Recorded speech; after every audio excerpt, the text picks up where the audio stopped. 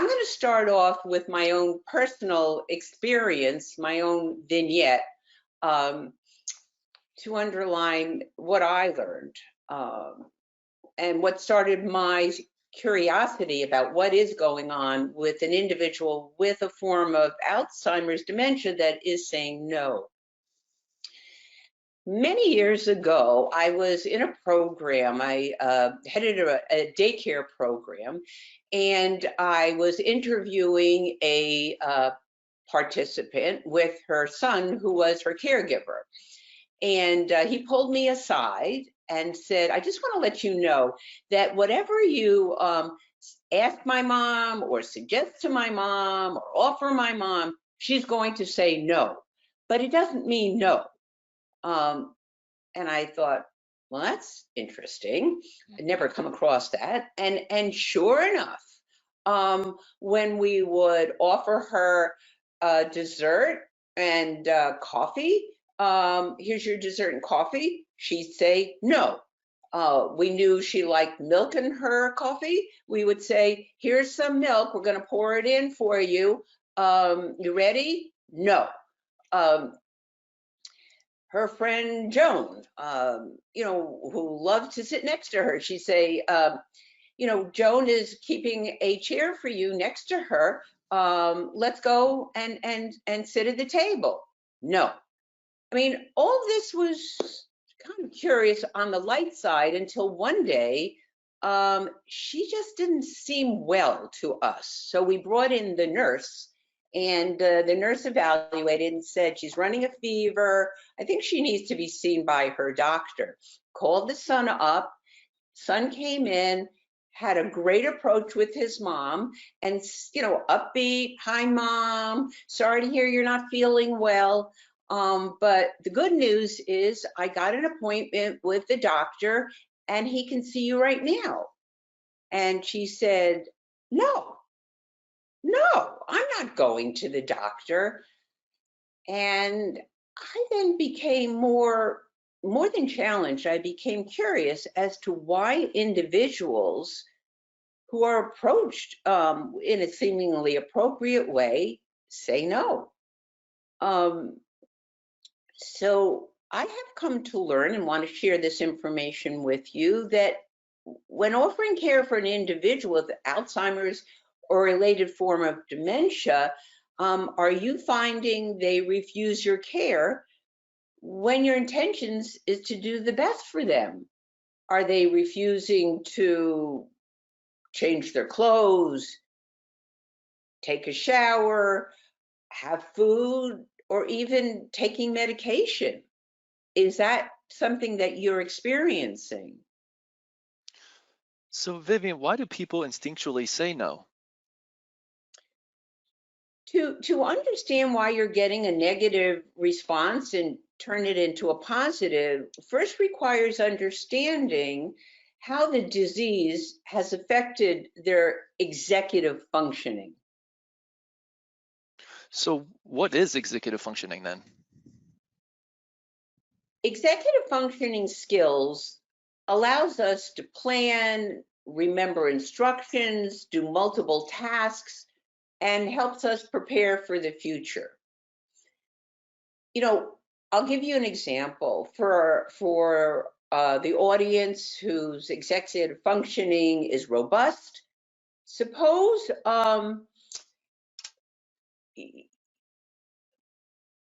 you were having to change, you're preparing for your day. You got out of bed, you take your clothes off that you slept in, you go into the shower, you do all of your personal hygiene, you get dressed knowing what the day is going to be like, weather-wise, what your schedule is. When somebody has impaired executive functioning, that sense of planning for the day or doing the multiple tasks, even, for instance, going into the shower, we do this rote, but that requires turning the shower on, getting the right temperature, having the soap available. If you're going to put shampoo in your hair, putting it in, rinsing it off. those are all multiple tasks. And if your executive functioning is impaired, it's not available to you. You don't understand it. And if somebody is approaching you to help do those tasks, because you don't have that capacity, you don't understand what it is that they want and why they're doing it at this point in time. You know what your agenda is, but even when you communicate it verbally, it really isn't something that they understand or can interpret. So when an individual has dementia, the frontal lobe, which is literally located in the front of their brain, mediates their executive functioning, and that's impaired. So when a person's executive functioning fails, the individual has trouble analyzing what it is that you want for them. They have difficulty sharing in the planning of what is going on and organizing it. And as I said, even completing the tasks. So as a result, they might come across, like that example that I mentioned early on, my own, as being unwilling, but it might be that they just don't understand that request. Um, you know, it's like, imagine that if you were waking up, or somebody who is waking you up, they might be familiar, but they're instructing you to get out of bed and take your clothes off. I mean, can you imagine that? I mean, when you have no sense why, I mean, I'd say like no, because it just doesn't make any sense. So when things don't make sense to anybody, especially if you don't have the availability of your executive functioning, you're going to respond in two ways: either non-verbally, which is no, or maybe even pushing that person away because it's kind of a fight or flight response, or verbally, you're going to say something like no or stop. It is in a healthy way, a way that individual is protecting themselves against what they seem to be possibly harm or something unsafe. Vivian, do we know why resistance differs from person to person? That's a good question. Uh, to understand that, it really is very specific as to what's causing their refusal. So to the audience, there isn't a one size fits all, but certainly things to be considered. For instance, the person might not understand what they're being asked to do. For instance, if they're being asked to take their medication, if they're being shown a pill, they see it, but they don't understand what that means. Um, what needs to be done, and we'll talk about tips, is it's not just about verbalizing. You might want to do a nonverbal instruction to them. And I'll talk a little bit more about that later. The other thing to consider is that that request that's being made might not fit into their schedule or their preference. For instance, if they've always gone to bed at 11 o'clock at night and they appear sleepy to you, and you say, it's time to move from the couch and we'll go to your bedroom, time to go to sleep.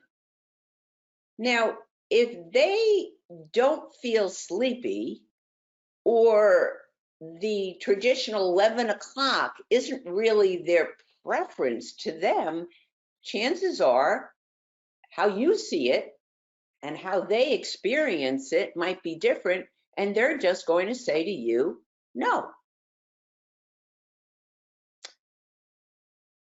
The person also might be feeling like they are being talked down to or being bossed. And granted, this is frustrating, when you know it is that your intention is to take care of them and they're refusing it, but it might impact on your approach and it might impact on your tone of voice, which then they might interpret as you're being bossy and you're wanting to control them. And who are you? They're a grown adult to be controlled. They've always known what they needed to do for themselves.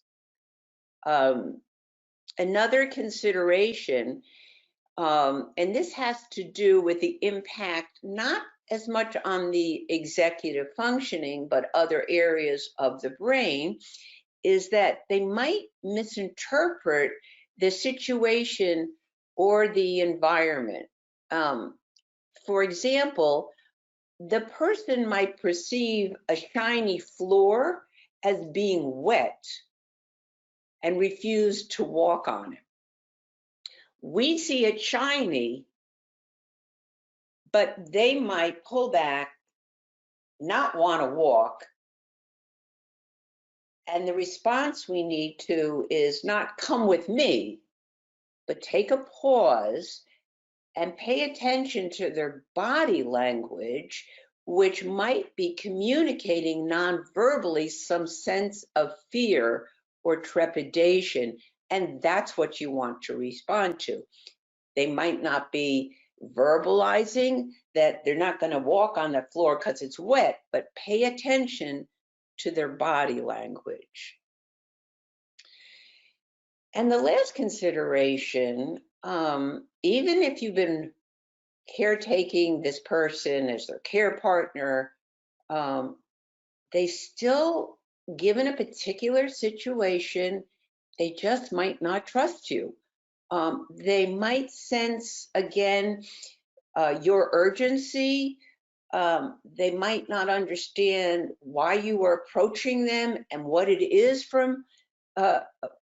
they want from you, and your agenda, again, which might be totally on target, might not be their agenda at that point in time.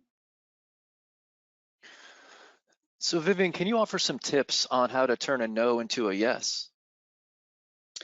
I think that, yeah, this is the most important, because this is, I think we try our hardest, and I'm hoping now with the information that these are not just cranky old adults, but it is because of the impairment in their executive functioning. We need to keep that front and center when we are wanting to engage somebody with a form of dementia to be the recipient of your care. The first is, we don't want, and this isn't easy, but we want to move away from asking questions. Would you like? Can you? Because that requires that they're going to have to consider, analyze. You're asking a lot. Rather than ask a question, better to give a declarative statement. For instance, if you want to have them eat the meal that you prepared, rather than saying, "Are you hungry?" Or "I made your favorite vegetable peas. You want to have it." Better to kind of add the verbal and the nonverbal. So you have the plate of food in front of you, take a nice sniff of it and comment, this is so delicious. Um, I'm, I'm so excited that we're going to be able to have this, our favorite. You want to make it very positive rather than changing your clothes. Talk first about that beautiful sweater. Love the color red, always looks good on you. Have them feel the sweater. Don't go towards immediately doing it. You want to make those statements which will be engaging for them. If you're doing something that in the past hasn't worked well, for instance, undressing them or dressing them or showering, you want to see if you can accompany that with something that they like. What I've told my caregivers, for instance, if showering is a challenge, maybe you want to bring in music that they like playing in the bathroom. You know, if it's from the 40s, the 50s, the Frank Sinatra, so that when you're entering in the bathroom, you're accompanying that shower experience with something they like. And you're going to kind of join with the music as you are gradually preparing them for the shower, always talking about the music, maybe even singing with the music. It is a form of distraction and something we always speak about redirecting. If things are not working well, you want to redirect it to something which will reduce their anxiety and help to develop their engagement with you and trust. You know, unless there is urgency, another tip is to keep in mind, drop it and go back to it later. Later can be 10 minutes. Later can be an hour. I mean, is it an issue if they are refusing medication to do something else and come back 10 minutes later? You don't want to get into a controlling match because when we overreact to their defiance, we're just going to escalate that battle. And it is a battle you will never win. It's like going, 10 rounds with Mike Tyson. You're not going to win that battle. So we don't want to get that into a control match.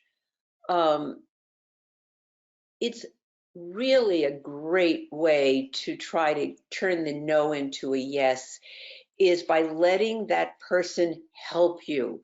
Let them feel involved, let them feel valuable, let them feel engaged rather than somebody doing for you because they've always been independent. So let them join with you. Ask them to help you with the undressing. Lift your arms. Oh, that's great. Lift your arms up. That you're helping. That's wonderful. Don't ask them again to lift. Just lift your arms up. Put your arm through the sleeve. Praise, praise, praise. But every step of the way, there's always an opportunity. Using medication as an example, can you put your hand out? Would you hold the glass while we pour water? Ease the steps into it because you're also helping the brain of that individual to prepare for the next step rather than here's your pill, here's the water, put your pill in the mouth. Every step that they're involved is sending a message to the brain. And of course, you want to eliminate those negative words or no, stop. I know this is hard because when you're frustrated, we go to that place, but we have to try to, again, disengage in the battle, take a break, take a pause, especially if you're finding and pay attention to yourself if those negative words are coming out, because you're just going to hear the words and they're going to hear the tone in your voice, and they're going to assume there's a problem there. And then that spiral of overreacting will go on. You don't want to come down with a sledgehammer. You really want to approach this with grace. Um, you know, when I say grace, I mean that, pills, I call them vitamins. I don't call them pills. I call them vitamins because, we've got things to do in life. We've got dancing to do, always with the positive. And we've got to stay healthy. That's the message that you want to give. Showerings because you smell good, and your daughter's coming later and she always loves that. And you know what? Remind me, this is a strategy. Remind me to put that perfume on. They might not remember it, but you're engaging them in that process rather than, as I say, that sledgehammer. And you want to put those pants on because they look so great and they're warm and they're cozy. Could you hold them up? And I like also to give people a choice, or what I say is the illusion of choice. You have two pairs of pants there. Both are options. Do you want the black ones today or the red ones? That's engaging them in the process where they can kind of take ownership of what's going on rather than feeling like somebody's coming in and like, why am I being undressed or dressed? Or why are you in the shower with me? All of this doesn't make sense to them. I mentioned before about the nonverbal, and this is really important as a tip. It's harder for individuals with dementia to understand the verbal. It's easier for them to understand the nonverbal. So whenever you can, give the nonverbal first. You can talk, but for instance, again, let's do the undressing because I know that's so challenging. Do it to yourself first. Show them like lifting the shirt up on your end. Lift it up. They can see it. You're giving them a message about what's going to happen. And then point to them and help them unlift theirs. They've gotten the nonverbal cue first. If you want them again to take that pill, pretend like a pantomime, put it in your mouth and the glass of water. It's a pantomime, but then when you want them to do it, they've already seen the nonverbal cue. That they get more than they get the verbal cue. It's harder for them to translate it and then take action on it. Uh, this is challenging. Turning a no to a yes, I'm not going to say it's not a challenge. It is, but I'm hoping with the understanding about the executive functioning and the tips, you will have a better outcome for yourself. I know you're dedicated and you're working hard as a caregiver, but you will have a better outcome. And those who need your assistance will also have more of a likelihood to comply. When does someone with dementia display impairment in executive functioning? It depends person to person. Some of my caregivers say they noticed that their husband, who always did the checkbook, was not able to really calculate anymore. Um, Somebody who was really neat and tidy, they're not organizing as well. So it depends, and those are all executive functioning skills. It depends person to person, but you know what they were like before. And so it depends on how they're changing. It's person to person on this. Some diseases, it escalates faster and it's more apparent. Yeah. So sticking with executive functions, how do you measure or assess executive functions? That measurement or assessment, Jason, would be done by the neurologist, or a neuropsychologist would really take a deeper dive into that. Okay. Another question has come in. How do you help somebody who forgets days of the week?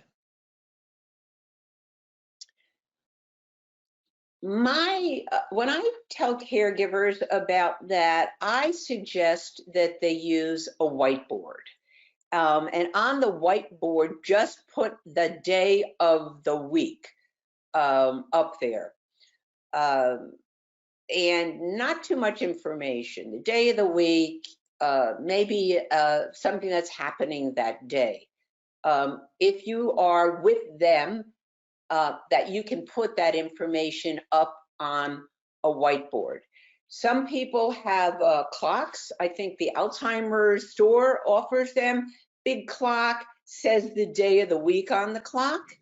And the other is, depending upon what stage they're in, if they can use an Alexa, they can ask Alexa, Alexa, what day is it? And you can put that on a piece of paper, ask Alexa, what day is it? And Alexa will tell you the day. Yeah. Another question has come in, Vivian. When looking to find an aide, sometimes my mother-in-law says, okay, and other times she says no. Once we hire someone, how do we handle her changing her mind? Trust me, my mom has dementia. Great question. I'm one of 6 kids. She said yes to no one, and the next day she said, no, I'm not bringing an aide. Um, I understand this. It's not a lot of conversation. You can raise your concerns. I just had this 2 days ago. Don't have a lot of discussion ahead of time. Bring the aide in, an aide who has training and experience in dementia care. That's essential. That will make life easier for you and certainly for your mom. Um, if somebody has experience and training, they will know how to develop, even from the first hello, an engaging conversation to develop a sense of trust.